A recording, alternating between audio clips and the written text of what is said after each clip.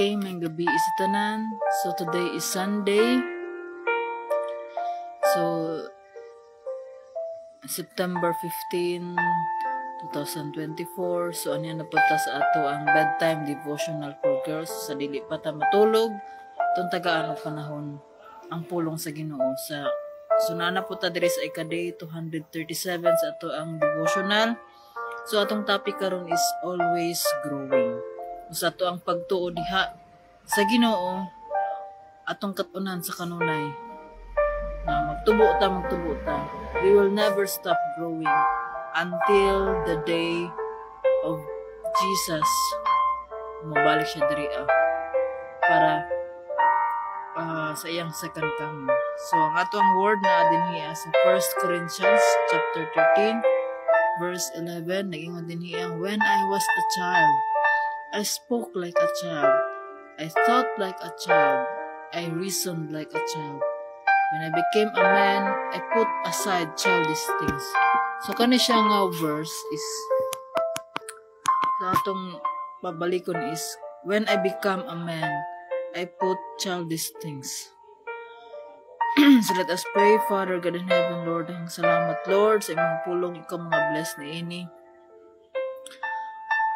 Ang kini nga pulong Lord maghatag kini og paglaom sa mga kanamong tanan Lord gid nga mamina sa imong pulong. Lord pasayloa kami sa mga kasipanan Lord God. Tigbihi among kasing-kasing Lord tanggala ang mga babag Lord God sa mga pagtuon diha sa imong pulong. Puna kami Lord sa imong balang espiritu sa imong kaalam ug kahibalo nga maminaw kami Lord God ini nga mensahe nga ipadayag. Gamita ako Lord God for your glory. Gamita kami Lord God para sa imong kahimayaan. Lord, we are nothing without you Lord God. Kining tanan Lord God para sa imong kahimayaan. Tabangi kami Lord God, tudloi kami, ugubani kami Lord God niini nga pagtuon sa imong pulong. Aron kami mutubo ug mulambo kami Lord God among pagtuo ug sa bang aspeto sa among kinabuhi. Dalaygon ka Lord. Ang tanang dungog himaya kanimo lamang sa ngalan Jesus. Amen. So again, atong topic karon is always growing. So ingon dinhi when I was a child, I spoke like a child. So I thought like a child, I reasoned like a child. When I became a man, I put childish things. So kaning verse o kaning chapter is na sa 1 Corinthians chapter 13. Dinhi ang nga chapter naghisgot about sa gugma. Love is as love is patient. Love is kind. So ato ang balik ko na to pag susi kini nga pulong sa Ginoo. So yung dinhi sa 1 Corinthians chapter 13 verse 4, love is patient and kind. Love does not envy or boast. It is not arrogant or rude. It does not insist on its own way. It is not irritable or resentful. It does not rejoice at wrongdoings, but rejoices with the truth. Love bears all things, believes all things, hopes all things, endures all things. Love never ends. As the prophecies, they will pass away. As for tongues, they will cease. As for knowledge, it will pass away. For we know in part, and we prophesy in part. But when the perfect comes, the partial will pass away. Yun na sa 11. When I was a child, I spoke like a child. I thought like a child. I reasoned like a child. When I become a man, I give up childish ways. Now we see in a mirror dimly, but then face to face. Now I know in part that I shall know fully, even as I have been fully known. So now, faith, hope, and love abide. These three, but the greatest of this is love. So kini nga chapter is about sa gugma. Pero mao kini nga ang gugma sa Ginoo mao kini ang maghatag og paglaom kanato. Ang gugma sa Ginoo mao kini maghatag og gahom kanato tungod kay sa ato ang pagdahawat kang Kristo. ang iyang balang espiritu mao na nagpuyo kanato, mao kini iyang gasa aron magtabangan kita nga magpuyo sa balaanon nga sa pagkabalaan. So magpuyo kita sa pagkabalaan tungod kay mao kini ang sugo sa Ginoo nga mahimo tang balaan tungod kay ang Ginoo balaan. So ingon dinhi, you're growing up. So ang atong topic karon is always growing. So you're growing up day by day and it's a wonderful thing to watch. So masay gani ang bata nag-grow po na siya. Every day you're learning new things and doing new things good for you. And when should you stop growing up? So hopefully never. So yun pa, learning is a continuous process. So we have to grow every day. So every day na atay kanunay nga makatunan. So ang ato ibutang sa ato ang mindset nga it's in the mind. So we must keep growing. That way you'll always be learning more and doing more. Do you think it's good to keep growing and growing and growing? If you said yes, you're right. So we need to keep growing. So sa ato ang kinatong gisgutan diri is ang ato ang pagtuo sa Ginoo. So we need to keep growing and growing. So sa ato ang paggrow, so kinahanglan nato nga kat-onan nato kung unsa ang karakter sa Ginoo, kung unsa ang Ginoo, kung ilhon nato pag-ayo ang Ginoo, ug makaila lamang ta sa Ginoo pinaagi sa iyang pulong. So ang balang espiritu mo na magatabang kanato to know God more. Mo nang if we seek God, if we seek God with all our heart, we will find Him.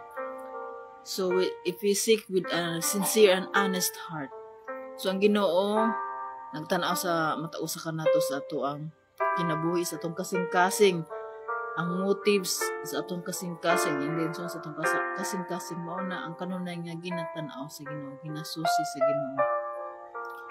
So remember, you're a very special person today, and you'll be just as special when you've grown a little bit more tomorrow. So tang tanan, we have plenty to learn. So ikaw ug ako, we have so much to learn. So ako wala man ako tanan pa nabasa ang tibuok nga Biblia because I'm just starting up. But mao kini ang ako nakatunan diha sa Ginoo. Nga we will always be humble down. Kung dili ta magpaubos before God, dili kita makakaton. So mo na nga dili kung usa ka prideful, kung ang usa ka prideful nga tao is mo na siya ang magbabag sa pagtubo niya. So we must dili nato kanang i-humble down nato atong kaugalingon before God. Kung sumo na nga if we truly understand the love of God sa ato ang matag usa kanato, if we truly understand the gift of salvation, that Jesus came down from heaven to save us from our sins, because we cannot save ourselves because we are not perfect. God needs perfection. So we are not perfect, but God is perfect. So mao na nga because of the love of God, God wants us to grow. God wants us to step up. So, ani ako nag-share sa inyo about sa pulong sa Ginoo. Makini nga, sa una, dili. I'm not, dili ko inani.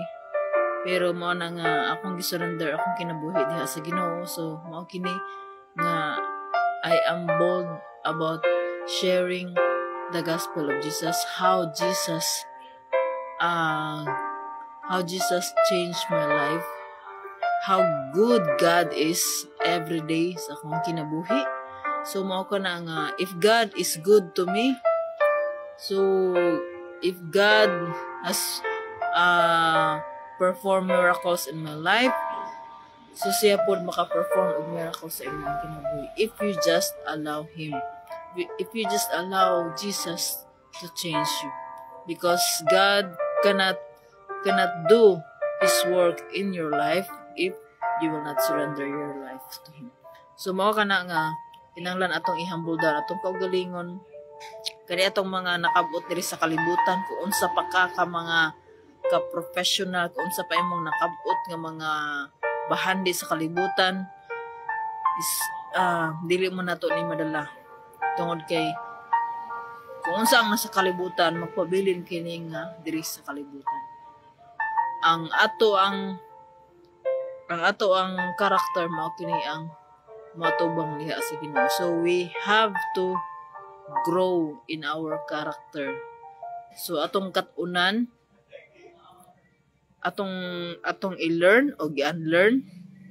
So kung naatay ma-learn, so naa po tayo pwede i-unlearn. So i-unlearn to natong mga butang nga dili makalipay sa Ginoo.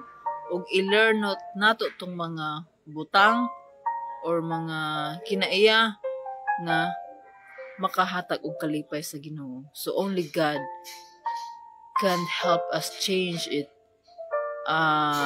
Kana bitang for life. So mo na nga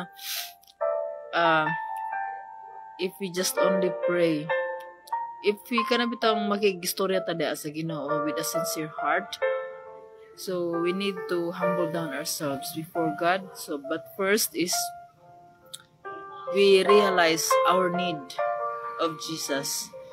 So kung wala ta naka-realize sa ato ang panginahanglan sa Ginoo sa ato ang kinabuhi is dili ta makaila kaniya. May taga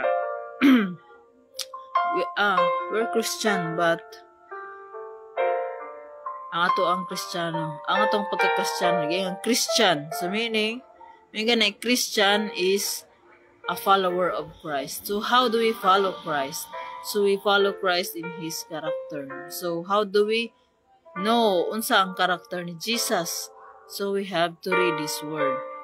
So kanunay nga kita magatubo sa ato ang pagtubo diha ta makakat-on kung unsa ang atong karabitang unsa ang atong dapat atong buhaton. So mao na nga kanunay nga let's be reminded nga let's remind ourselves always that the word of God be our standard. Let the word of God be the standard of our living.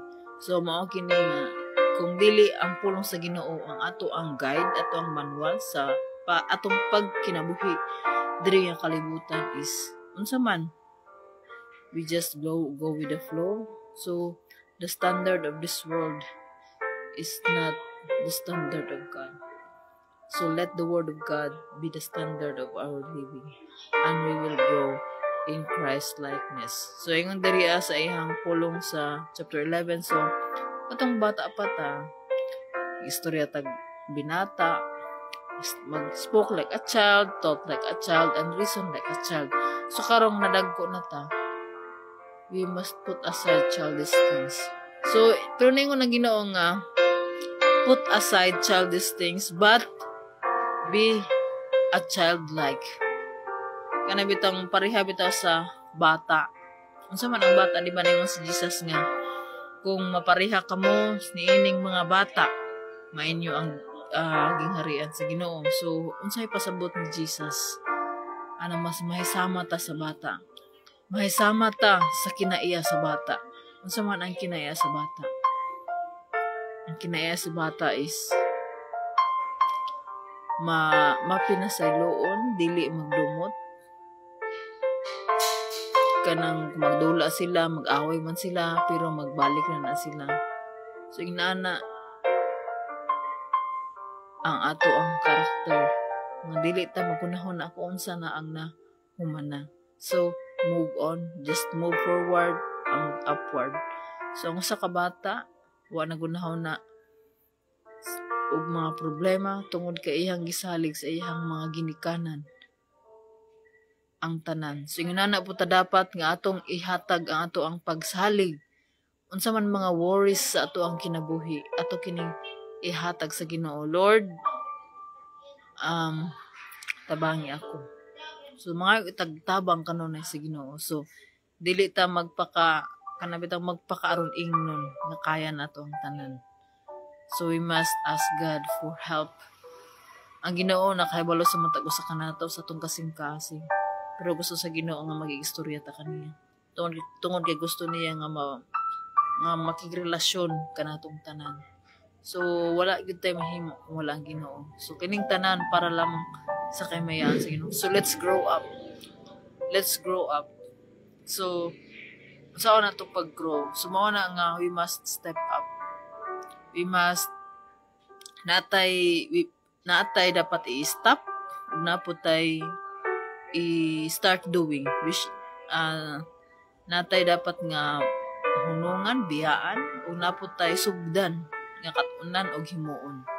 So mao kini ang kinabuhi nga pagkakristohanon. So unsa man nato ang sugdan nga katunan. So mao na nga kinahanglan nga magabasag bita sa pulong sa Ginoo. Tungod kay naa didto ang tanan kung unsa kato ang pagkabuhaton. So ingon sa Joshua 1:8, ayaw kalimti ang basahon sa balaod.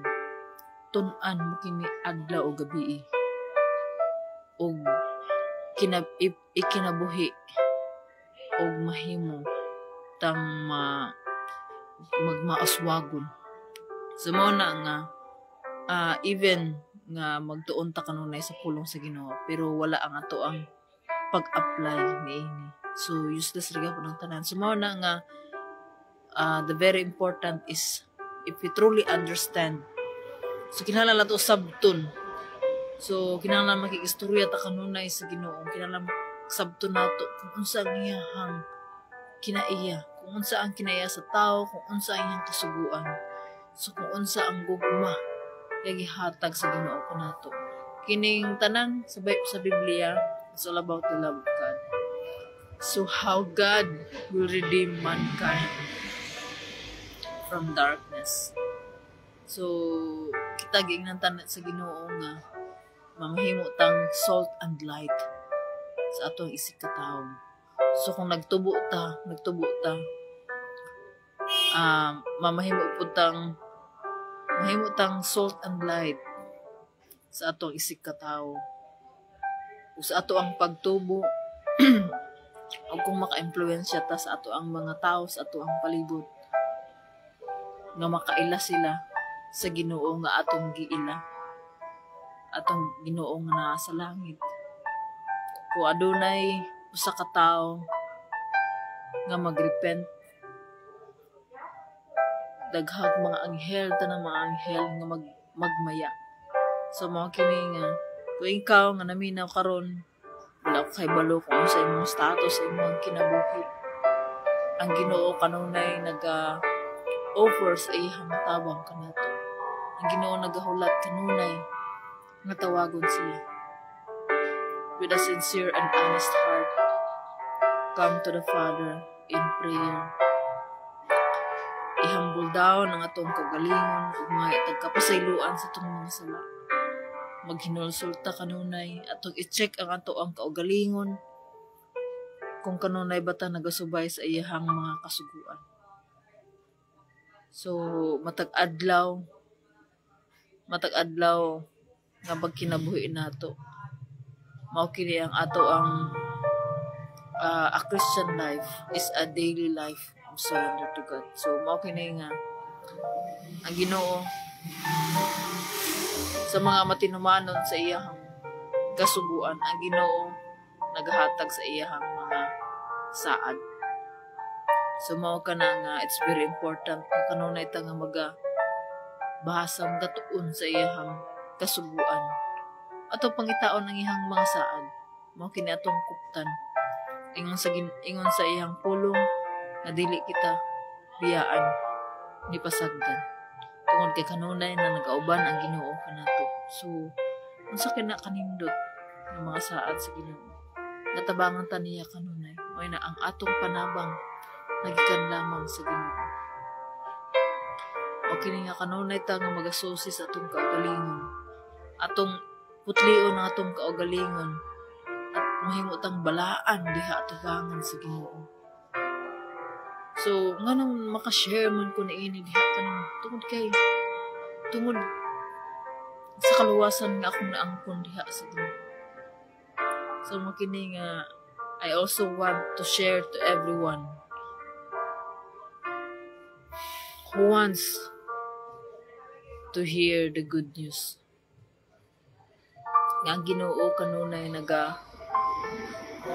tabang kanato, nagahulat kanato. So God is always reminding us through our circumstances nga God is here always sa atoa kinabuhi. So we must continue to learn. We must not stop learning each day.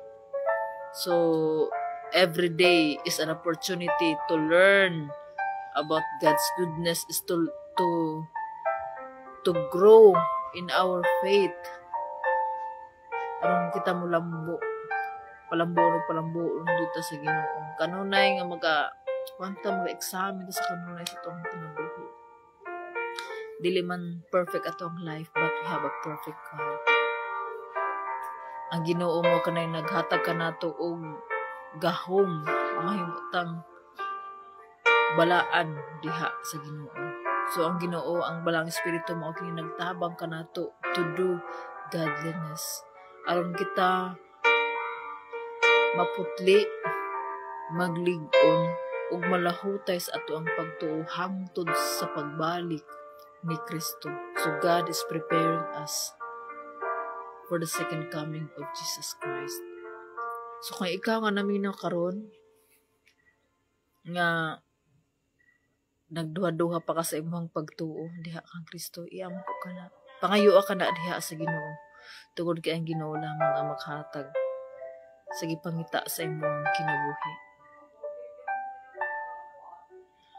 So we are called to be disciples of Jesus, and we are also called to share the good news to everyone. So to God be all the glory. Let us pray. Father God in heaven, Lord, kang salamat, Lord God, sa mga opportunities, Lord God, na kami magtubo diha sa imong paghigugma kanamo, Lord God. Salamat, Lord, sa walay katapusan imong pag-atiman kanamo. Salamat, Lord God, sa imong pagtabang kanamo nga motubo kami sa among pagtuo diha kanimo. Salamat, Lord God, sa imong paglig-on, putli ka na, Lord God. Salamat sa imong pag-transform sa among kinabuhi to be like Christ, Lord. Lord, sa mga maminaw na ining mensahe, ikaw magahikap, magatandog sa ilang mga kinabuhi. Nga mas motubo pa sila sa ilang pagtuo diha kang Kristo. Palambua sila, Lord. Panalangin ni ilang mga pamilya.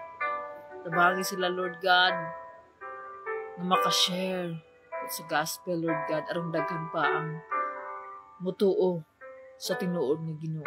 May maghatag og paglaom sa matag usa. Lord, imo ang tanang dumog himaya nga pagdayeg kanimo lamang. Salamat, Lord God, sa imong pag-uban kanamo gikan sa pagsugod sa pagtapos.